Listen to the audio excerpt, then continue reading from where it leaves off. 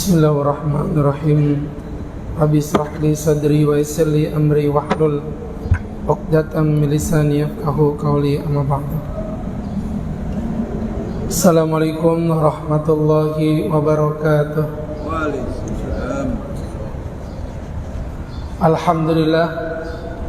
Alhamdulillahilladzi ghamara safwata ibadihi bila ta'ifi taksisin taulan wa amtinana wa allafa baina qulubina fa asbahna bi ni'matihi ikhwana wa naza'al ghilla min sudurina wa dilna fid dunya asdiqa wa ikhwana wa fil akhirati rufaqa wa khillana. Allahumma salli wa sallim wa barik ala rasulillah sayyidina wa maulana wa habibina Muhammadin wa ala alihi wa sahbihi wa man tabi'ahum bi ihsanin qawlan wa fi'lan wa adlan ila yaumil qiyamah. Yaqulullahu ta'ala fi kitabihil karim wa huwa asdaqul qailin bi qawlihi a'udzu billahi minasy syaithanir rajim. Ya ayyuhalladzina amanu ittaqullaha haqqa tuqatih wa la tamutunna illa wa antum muslimun. Wa yaqulu ayyudha ya ayyuhalladzina amanu ittaqullaha wa qulu qawlan sadida yuslih lakum a'malakum wa yaghfir lakum dhunubakum wa may yuti'illaha wa rasulahu faqad faza fawzan 'azima. Hadirin hadirat, bapak-bapak, ibu-ibu jamaah majelis ilmu kajian rutin Masjid Jami' Al-Munawwar yang mencintai dan dicintai Allah Subhanahu wa ta'ala. Alhamdulillah wa syukurillah ala nikmatil maula. Begitu besar nikmat yang Allah limpahkan pada kita, sehingga di malam yang penuh berkah ini kembali kita dapat duduk bersama-sama dalam rangka bertalabul ilmi, menimba ilmu. Dan ini merupakan bukti betapa Allah mencintai kita. Mungkin dibandingkan dengan yang jalan-jalan di mall, jumlah kita mungkin bisa jadi sedikit, tapi bagi saya ini bukan sedikit, ini kurang banyak, ya. Sama.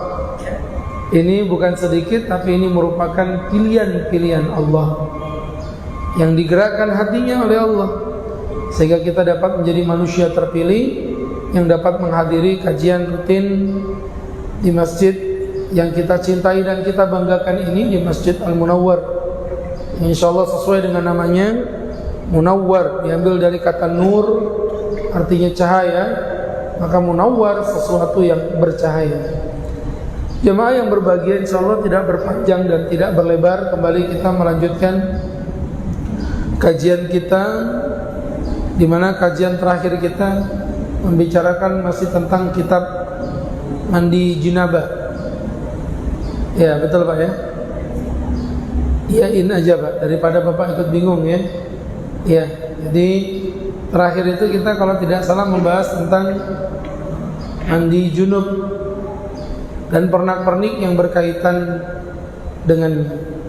InsyaAllah kita akan lanjut pada kesempatan kali ini dalam pembahasan tema yang baru, masih dalam kitab Thaharah, tapi dengan pembahasan yang baru, yaitu pembahasan mengenai tentang babut tayammum.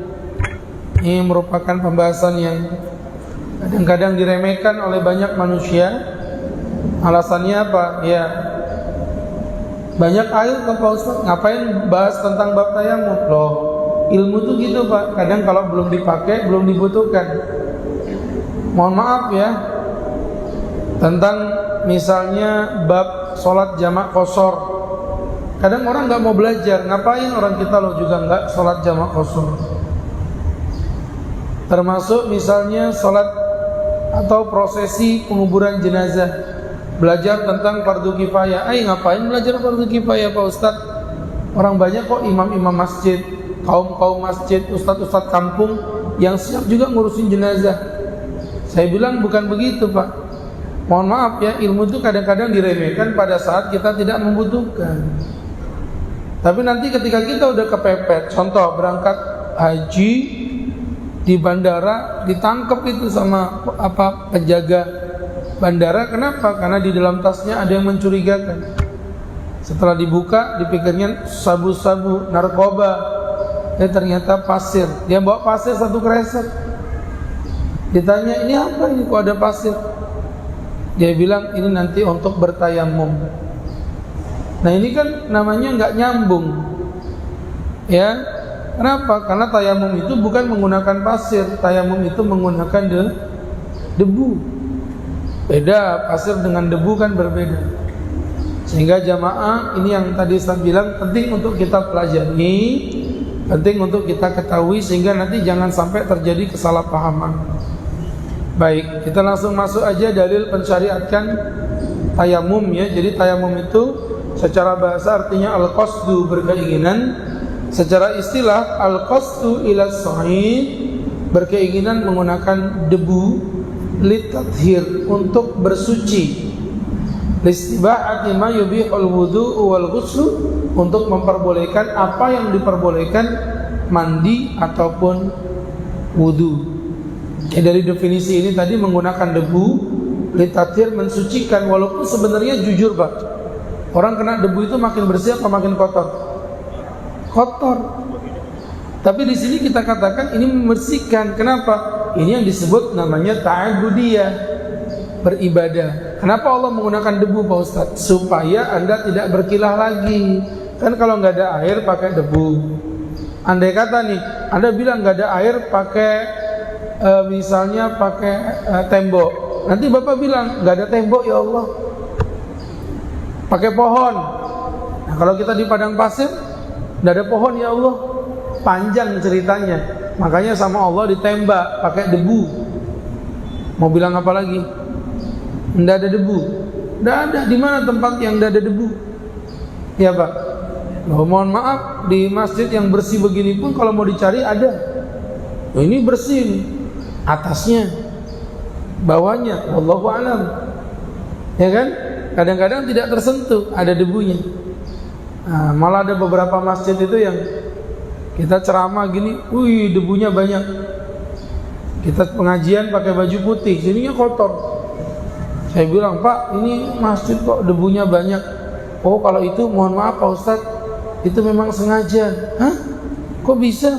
Iya Tat, ini pelayanan untuk para jamaah yang ingin bertayamum. Jadi yang mau wudu silakan, yang mau tayamum silakan. Tayamum kudul begitu. Jadi teman-teman yang berbahagia, yang dimuliakan Allah Subhanahu wa taala, itu maksudnya ya, memperbolehkan apa yang diperbolehkan wudu dan mandi. Jadi ternyata tayamum itu Pak tidak hanya menggantikan posisinya wudu, jadi tayamum juga bisa menggantikan posisinya mandi. Nah, gimana itu caranya Pak Ustadz? Waktu itu Nabi lagi jalan-jalan, Nabi ketemu Ammar bin Yasir.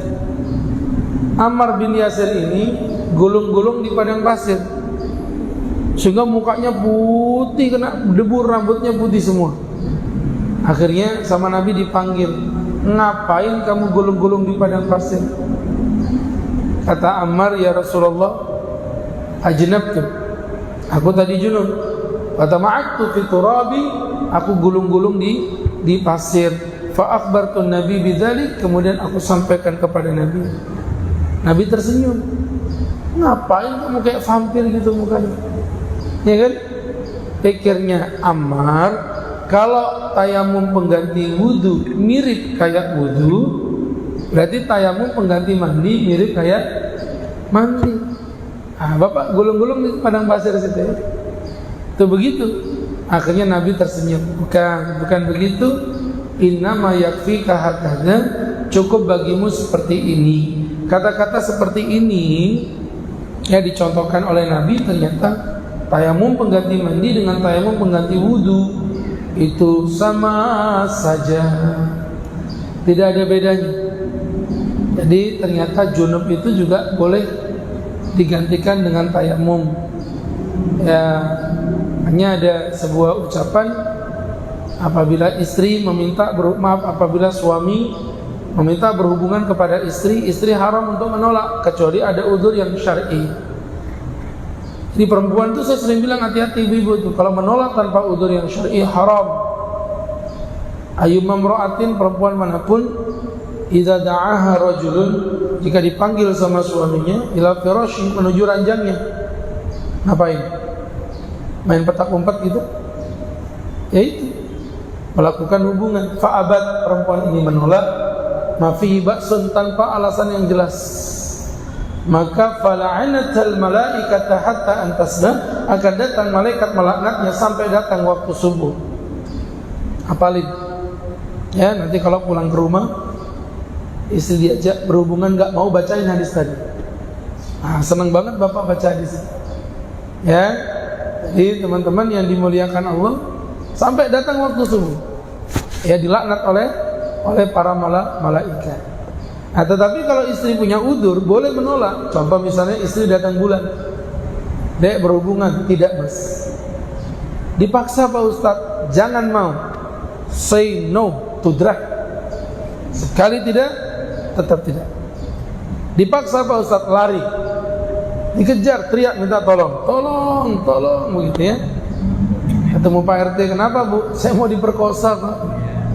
Sama siapa? Sama suami saya. Kata Pak RT, gila memang kamu. Jadi teman-teman yang berbahagia dimuliakan Allah.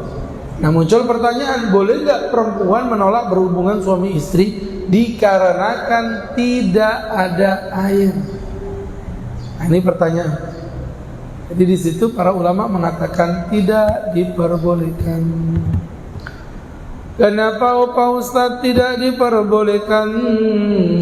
Karena memang bisa ditutup, digantikan dengan yang namanya tayamum. Jadi perempuan tidak boleh menolak hubungan suami istri dengan alasan tidak ada air. Itu bagi perempuan. Tapi bagi yang laki-laki, yombo yo. Apa yombo yo? Ya kalau bahasa Inggrisnya itu yes mother yes, ya. Yo yes mother, mbok. Yo mbok yo, yes mother yes. Sabar-sabar, right? Tunggu PDAM menyala, ya kan?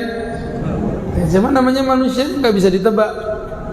Dalamnya lautan ada yang tahu, dalamnya sarung siapa yang tahu? Ya? Wallahu a'lam. Ini gimana nih Pak Ustaz? Ya sudah, istri wajib untuk mengiyakan keinginan daripada suaminya. Itu maksudnya. Baik jamaah yang berbahagia, itu tadi gambaran. Kemudian berikutnya, dalil pensyariatan tayamum ada di dalam firman Allah surah Al-Maidah ayat yang ke-6. Fala tajidu ma'an fatayammamu falam tajidu ma'an fatayammamu sa'idan thayyiban. Dan jika kamu tidak menemukan air, maka bertayamumlah kamu dengan sa'id, debu thayyib yang baik. Itu dari Quran. Adapun dari hadis, diambil hadis Nabi, wa ju'ilatil ardu kulluha li wa li ummati masjidan. Dijadikan untukku dan untuk umatku, kata Nabi, bumi dan seisinya ini sebagai masjid, wa tahura, dan sebagai tempat bersuci. Fa aina ma adrakat ummati shalah, maka dimanapun umatku menjumpai kewajiban sholat, fa indahu tahuru wa indahu masjiduhu, maka disitulah masjidnya dan disitulah tempat bersuci. Artinya bapak lagi jalan di tengah hutan, tidak ada masjid, tiba-tiba HP berbunyi, Allahu Akbar, Allahu Akbar. Masuk sholat, bapak lihat kanan kiri, tidak ada masjid. Cari sana cari sini, tidak ada musola. Ya udah bapak sholat. Di mana Pak Ustaz? Ini di hutan, di tanah.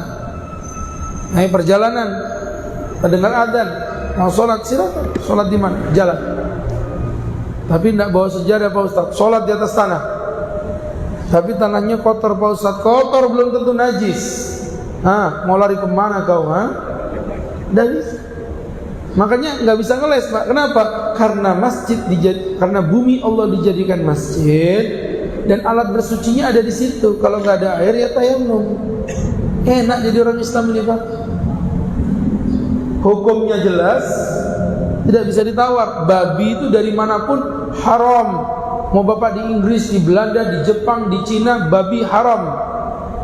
Kecuali dari Banjar tidak apa-apa, babi nian. Itu nyaman benar Ustaz. Ya. Jadi bapak-bapak yang berbahagia yang dimuliakan Allah, tuh babi dimanapun haram, konsisten. Tapi kalau kita kelaparan, tidak ada yang dimakan selain babi, maka hukum memakan babi halal. Bahkan apabila bapak ditakutkan meninggal dunia kalau tidak memakan babi, hukum memakan babi bukan halal, wajib. Kalau bapak mati bukan mati syahid, itu namanya bunuh diri. Wala tulqu bi aydikum ila tanukan. Jangan kau jeburkan dirimu pada kenistaan. Wala taqtulu anfusakum. Jangan kau bunuh dirimu. Innallaha kana bikum rahima. Sesungguhnya Allah kepadamu adalah Zat yang Maha Pengasih lagi Maha Penyayang. Jelas ya? Jadi bapak-bapak, makan babi halal. Yang penting jangan melampaui batas. Kata para ulama, makan babi hanya untuk menghilangkan rasa lapar. Nggak boleh sampai merasakan kenyang. Jadi makan babi itu halal, cuman ngilangin rasa laparnya aja. Belum sampai kenyang, berhenti, cari dulu yang lain. Begitu Pak. Jadi jangan mentang-mentang halal kemudian sembrono, enggak. Jadi makan secukupnya, jangan sampai kenyang. Apalagi bungkus, lebih parah lagi.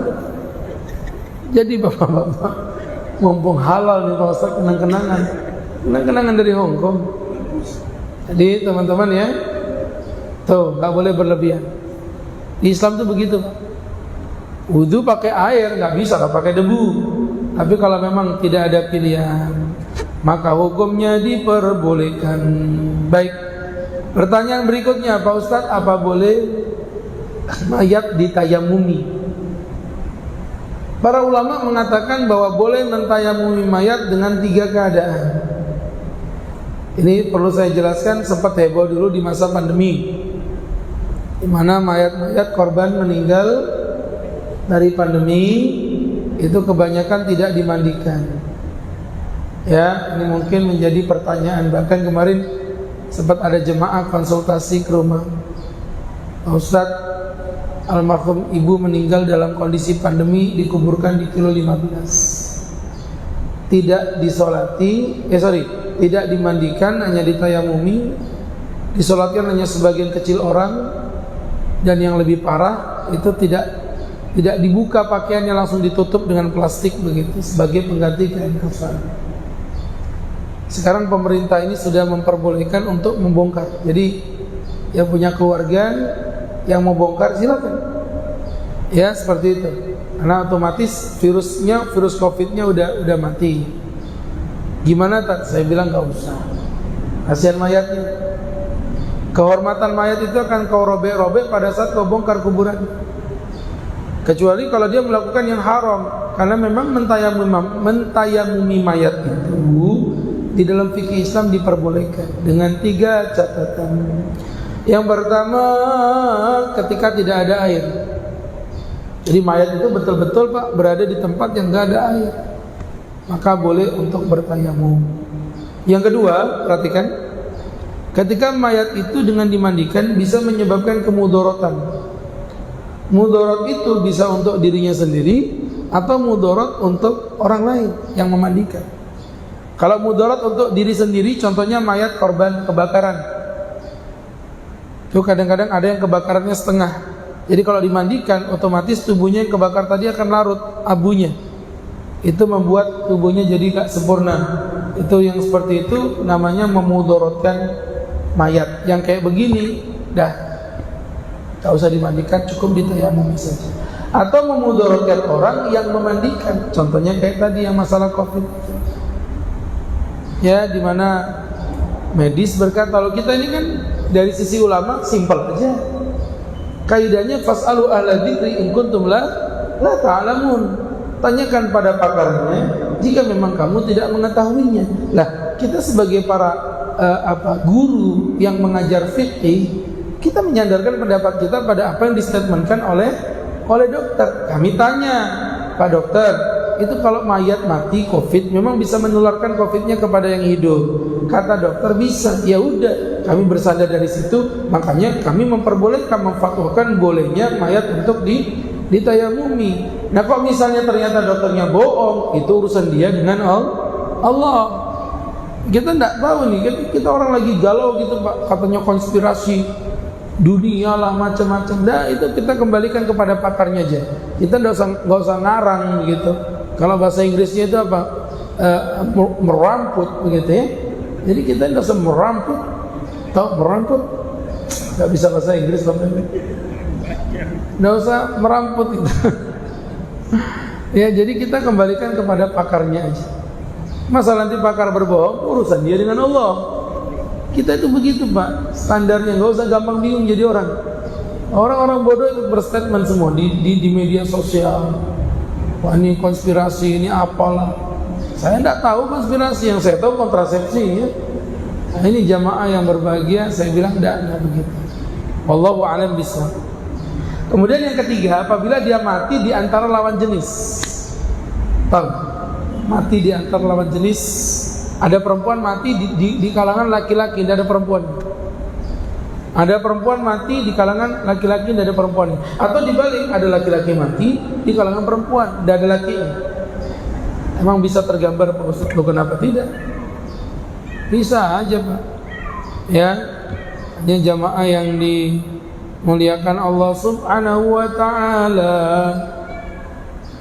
Itu kaitan dengan pernah misalnya naik pesawat gitu Pak ya, ke Bontang. Di pesawat itu jumlahnya cuma 6 orang. Karena kalau Bontang itu pesawat charter PKT biasanya. Ada 6 orang. Dari 6 orang itu 1 perempuan, yang 5 laki-laki. Dan setelah ngobrol-ngobrol ternyata saya baru tahu itu perempuan Dewi Persik. Ini ceritanya. Ngobrol kita kan. Di tengah perjalanan pesawat ini berhenti kecantol pohon pisang. Itu terserah saya lah, orang saya yang cerita kok ya kan. Jadi pesawatnya mandek di tengah hutan. Kami turun dari pesawat, ya Bapak tahu sendiri, kalau kita orang Balikpapan udah biasa ketemu hutan. Dewi Persik udah biasa. Akhirnya Dewi Persik meninggal dunia.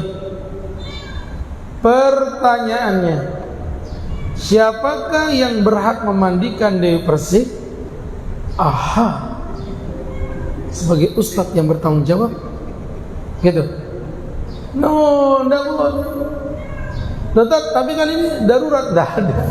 Daruratnya di mana? Orang udah meninggal.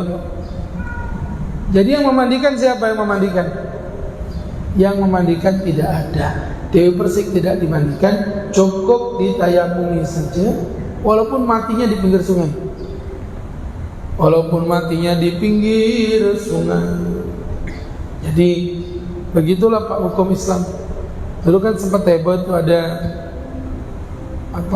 perempuan ya, kemudian meninggal di rumah sakit, kemudian dimandikan sama petugas rumah sakit. Suaminya mau-mau aja. Ternyata yang membuat suaminya jadi kaget, yang memandikan itu semuanya laki-laki. Marah besar suaminya.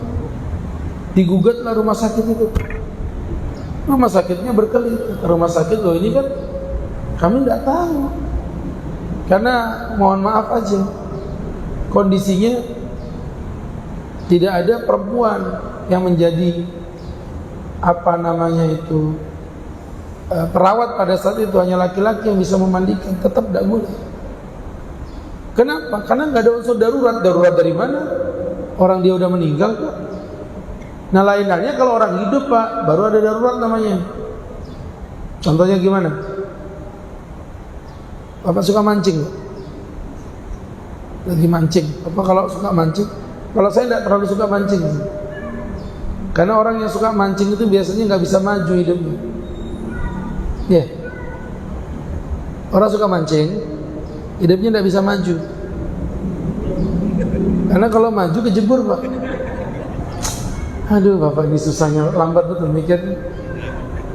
Orang kalau mancing nggak bisa maju kan? Iya. Karena kalau maju satu langkah aja kejebur nih.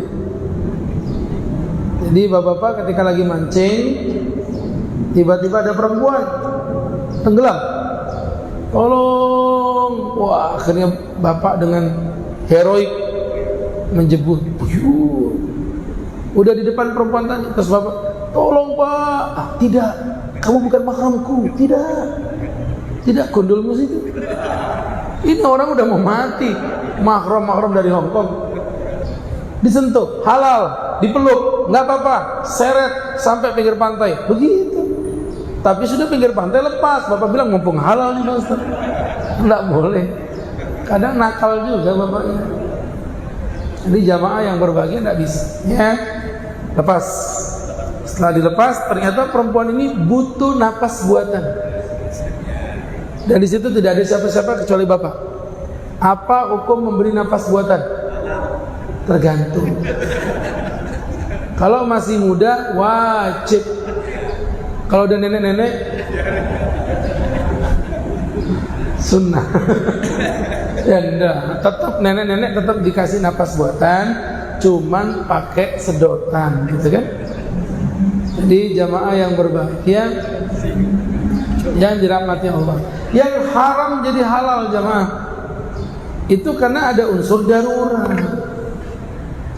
Kalau yang kayak tadi darurat di mana? Wong mayatnya aja udah mati, darurat. Ya, jadi itu tadi 3 keadaan di mana seorang mayat boleh ditayamumkan. Ya, sehingga ini tentu menjadi pembelajaran bagi kita bersama, bapak-bapak yang dimuliakan Allah Subhanahu wa taala. Ya. Adapun untuk orang yang hidup diperbolehkan tayamum dengan 2 keadaan.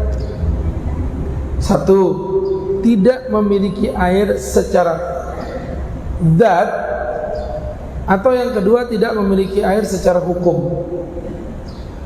Yang pertama tidak memiliki air secara zat, artinya memang bapak betul-betul tidak memiliki air.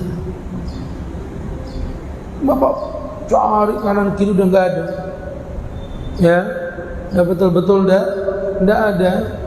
Maka bapak-bapak disebut tidak punya air. Tapi betul-betul mencari, ya, betul-betul mencari.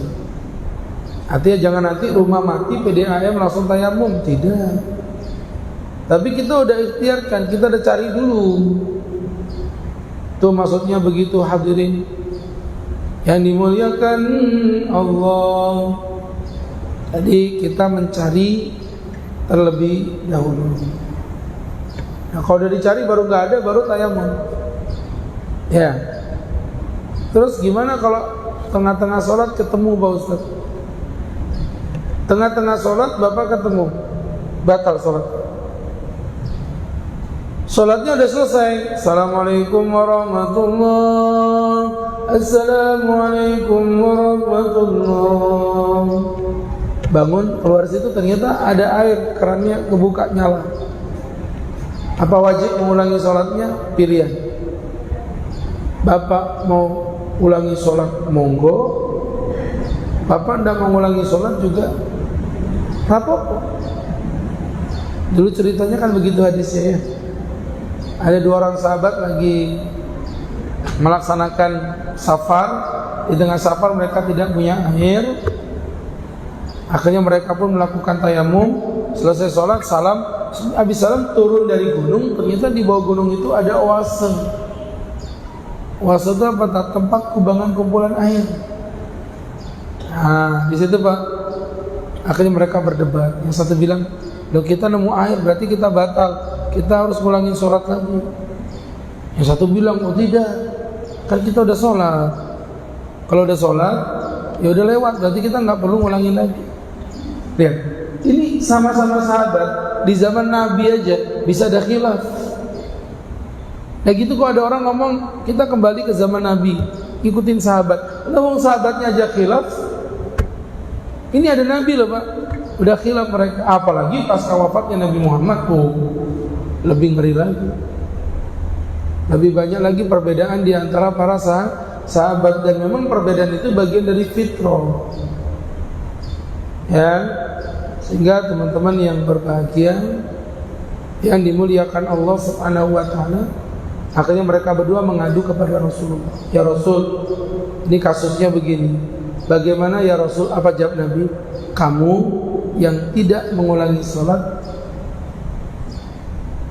laqad asabta sunnah, kamu telah mendapatkan kesunahan. Artinya pendapatmu itu sesuai dengan sunnahku, sesuai dengan ajaranku. Otomatis kalau ini sunnah berarti lawannya pasti bid'ah. Tapi lihat jawab Nabi. Perhatikan klarifikasi Nabi. Kamu yang tidak mengulangi salat, laqad asabta sunnah, sudah mendapatkan sunnah. Sedangkan kamu yang mengulangi salat sebanyak 2 kali, perhatikan, falaka ajron. Bukan kamu sesat, kamu bid'ah, kamu bodoh, kamu gila, bukan.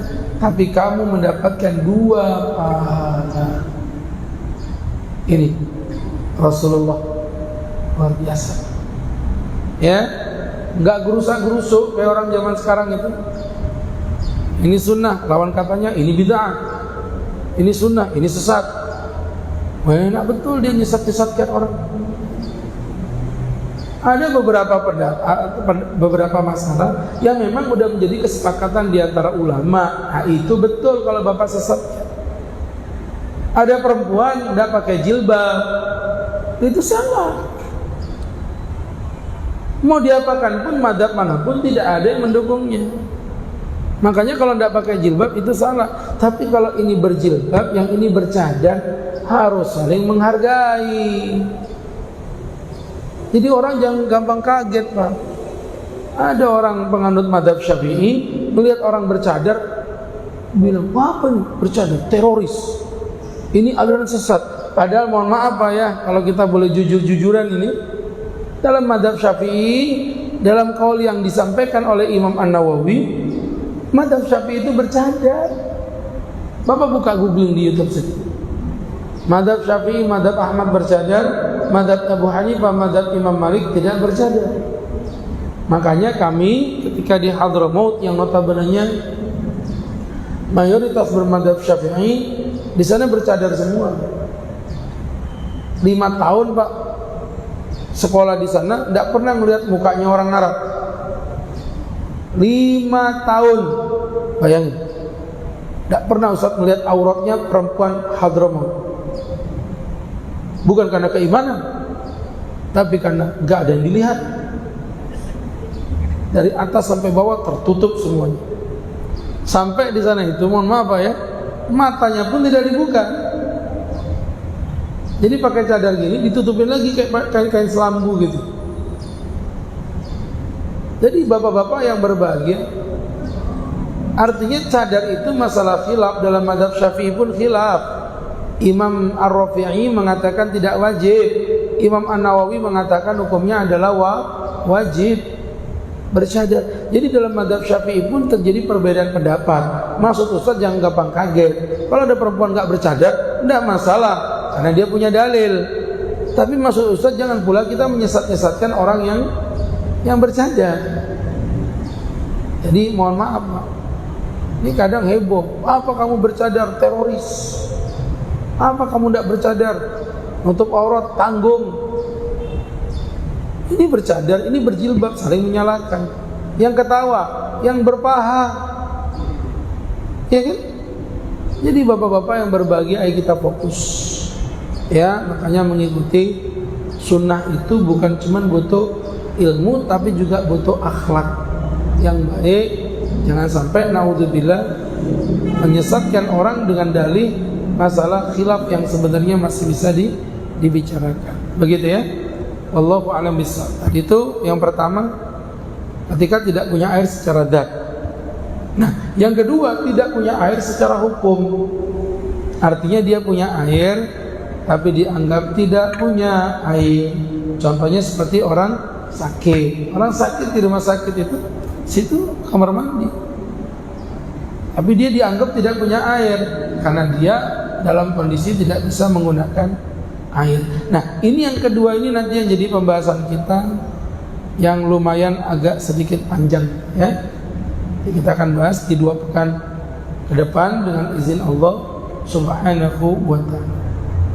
Baik teman-teman, tidak memperpanjang, silakan, tersisa waktu 9 menit untuk sesi tanya jawab. Silakan.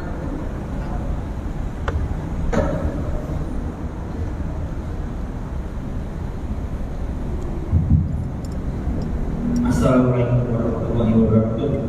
Allahumma shalli ala sayyidina Muhammad wa ala alihi. Ustaz, mau bertanya, apa hukumnya memindahkan makam jenazah yang mungkin ke tempat pulang? Terus, apakah ada persyaratan khusus yang harus dipenuhi baru bisa memindahkan makam? Saya punya kasus, jadi punya kakak, saudara, baru meninggal suaminya di luar kota, sekitar ya 11 tahunan, dan ada bicara mau pindah ke Balikpapan. Tapi mungkin karena saking sayangnya dengan makam dia mau pindahkan ke makam Balikpapan. Apakah boleh? Terima kasih. Jadi begini jamaah, hukum dasar memindahkan kuburan hukumnya haram. Hukum dasarnya memindahkan kuburan itu haram. Sebenarnya bahasanya bukan memindahkan, membongkar kuburan itu hukum dasarnya haram. Diperkecualikan apabila memang adanya uzur, seperti contoh perlunya untuk otopsi, ya, dalam rangka membongkar kejahatan, boleh. Atau mungkin mayatnya ini membawa sesuatu yang berharga. Misal contoh, mayatnya membawa cincin, keluarga baru sadar loh cincinnya almarhum belum dibuka. Maka menurut pendapat para ulama, kalau di fikih boleh dibongkar untuk diambil cincinnya tadi, diperbolehkan, ya kan? Sore diambil, jam 1 malam ada yang ketok pintu, mana cincinku, gitu. Jadi bapak-bapak yang berbahagia, yang dimuliakan Allah Subhanahu wa ta'ala. Tapi kalau tidak ada uzur, hanya karena cinta, sayang, bla bla bla, tidak boleh. Jadi kasus yang Bapak sampaikan tadi itu termasuk yang tidak ada uzur sama sekali. Kalau sayang sama itu mayat, mayatnya jangan dipindah ke sini, didoakan. Saya kasih tahu ya, pindahkan mayat itu biayanya besar, apalagi kalau naik pesawat, Pak. Ngeri, Pak. Puluhan bahkan ratusan juta itu. Daripada Bapak pindahkan jenazah dari Jawa ke Balikpapan, dananya 100 juta lebih, karuan uang itu Bapak sumbangkan ke fakir miskin, ke panti asuhan, atau ke pesantren, jadikan wakaf. Ya, pesantren butuh berapa semen? Kami butuh 1000 sak, belikan uang tadi 1000 sak, wakafkan, niatkan untuk almarhum yang meninggal. Itu kalau memang sayang. Bukan uang yang malah dibuat pindahin mayat. Seperti itu, ya. Wallahu a'lam bishawab. Ada yang lain?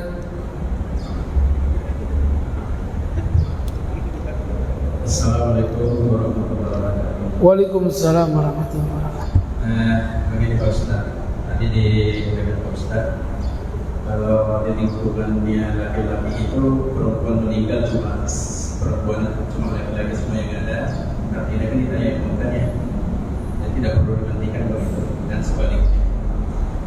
Kemudian masalah yang pemindahan mayat tadi dibilang oleh kawan kita, kalau di Madinah untuk mau kaitkan 5 tahun dibawa ke Ustaz, dan atau dibawa di mana gitu. Kita kan sampai seumur itu waktu turun itu kan masih di, bahkan dikasih rumah-rumahnya gitu. Yang mengasih rumah-rumah ini kira-kira hukumnya seperti apa? Apakah boleh atau gimana gitu? Karena di dalam satu hadis itu menjelaskan kayak di Madinah itu cukup dikasih bambu karena itu nanti mau dibongkar. Sedangkan kita di sini diabadikan gitu. Kalau kuburannya kayak guru kita sekumpul ya wajar lah, karena beliau itu kan udah besar. Jadi ada apa namanya itu kemuliaan beliau bisa kita pegangin. Kira-kira kuburannya lebih besar. Assalamualaikum warahmatullahi wabarakatuh. Assalamualaikum warahmatullahi wabarakatuh. Yang pertama tadi itu yang Bapak sampaikan itu tidak ada pertanyaannya, Bapak cuma cerita aja. Apa pertanyaan yang pertama tadi? Pertanyaan saya tadi, kalau tadi kan diuraikan Pak Ustadz, kalau misalnya ada seorang laki-laki Dewi Persik itu mati, itu kan tidak perlu dimandiin walaupun dengan air. Pertanyaan saya itu hukumnya gimana itu? Itu kan udah dijelaskan. Yang pertama tadi memang kondisinya seperti itu, karena memang salah satu udzur mentayamumkan itu kan ada 3 tadi ya. Salah satunya adalah ketika tidak adanya yang sejenis. Intinya nggak boleh laki dimandiin perempuan tuh nggak boleh, perempuan dimandikan laki itu juga nggak boleh, kecuali kalau suami kepada istri atau istri kepada suami. Jadi kalau bapak mandikan istri silakan, asalkan istrinya sendiri, bukan istri tetangganya. Awas. Jadi kesimpulannya kalau bapak tanya hukumnya bagaimana, ya nggak apa-apa. Kan tadi sudah dijelaskan itu poin dasarnya merupakan udzur ya, 3 poin tadi yang udah kami jelaskan. Kemudian yang kedua tadi berkaitan dengan penguburan jenazah. Ya kalau kita berbicara tentang Pak Ustadz, apa ini memang apa namanya di Makkah itu kan dipindahkan juga dan lain sebagainya. Itu udzur Pak. Kenapa udzur? Saya kasih tahu Bapak udzurnya di mana. Ya, tanah orang yang datang ke Mekah itu makin tahun makin banyak apa makin dikit? Makin banyak. Otomatis yang mati di sana makin banyak apa makin dikit? Makin banyak. Tanah haram itu makin banyak apa sama? Sama. Bapak bayangin aja, yang datang makin banyak, yang mati makin banyak, semuanya pengen dikuburkan di tanah haram, tapi tanah haramnya segitu-gitu aja. Paham? Nah, itulah yang menjadi alasan kenapa di sana kalau mayat meninggalnya memang modelnya kayak terowongan. Saya pernah nguburkan jenazah itu. Jadi modelnya kayak lubang, tembus itu teman-temannya kelihatan 1, 2, 3, 4, 5. Begitu. Nanti ditutup kayak model got gitu, Pak. Got dari semen. Dilihat dari sini kelihatan. Diletakkan mayatnya di bawah, ditutup atas, nanti dibuka setelah berapa tahun, tinggal tulang belulang. Itu nanti dikumpulkan, dipindahkan ke tempat lain, tapi masih di tanah haram juga. Karena orang berebut Pak, pengen mati di sana. Semua orang pengen mati di tanah suci, di tanah haram. Ya, sehingga bapak-bapak yang berbahagia, yang dimuliakan Allah Subhanahu wa taala, itu namanya udzur. Nah, berkaitan tadi masalah bapak bilang dikenang, sebenarnya kuburan itu memang dijadikan sebagai tadzkirah. Kalau dikenang aja nggak ada masalah Pak. Mana dasarnya? Ketika Nabi Muhammad jalan, Nabi melihat ada 2 kuburan. Kata Nabi, ambil batu yang besar itu. Sahabat ini nggak kuat ngangkat batunya. Berarti batunya besar apa kecil? Besar, ya kan? Kemudian diangkat sama dia, nggak kuat. Nabi diangkat sama Nabi, kuat. Ketika Nabi meletakkan di atas, Nabi bilang biar batu ini di sini agar generasi berikutnya menyadari, mengetahui bahwa di sini ada makam saudaramu. Berarti menunjukkan apa? Diperbolehkannya kita memberi tanda yang betul-betul paten untuk membuktikan bahwa memang di situ ada saudara kita. Nah, berkaitan dengan di tanah suci atau di tanah Madinah, kenapa kuburannya berbentuk batu begitu? Itu menghindari perbuatan berlebihan dari para jemaah haji. Kebayang kalau di situ dipertegas ini makamnya Aisyah, ini makamnya Utsman bin Affan, orang berebut sudah ke situ semua. Ya, sehingga sengaja di model sedemikian. Yang penting jangan berlebihan. Apalagi di tanah wakaf, dipagerin kanan kiri, udah orang nggak bisa masuk, nggak bisa. Itu tanah wakaf itu nggak boleh, kecuali kalau tanah Anda sendiri. Anda punya tanah yang Anda jadikan sebagai tanah kuburan Anda dan keluarga Anda. Nah, itu nggak masalah, silakan aja. Tapi kalau di tanah wakaf nggak boleh, itu kan tanah bersama. Jadi kayak di blok sendirian. Nah, itu yang sekali lagi tidak diperbolehkan. Begitu ya. Nah, cukupi adzan Isya telah tiba.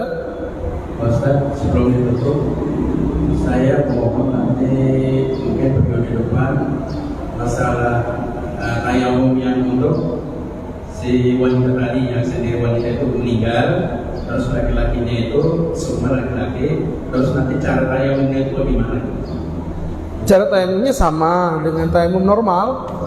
Nanti kita ajarin cara tayamumnya, kan kita ajarin nanti. Tapi maksud saya mempertegas aja caranya sama Pak, kayak tayamum biasa, diisapkan di muka dan ke tangan gitu ya. Intinya normal lah, nggak ada yang beda.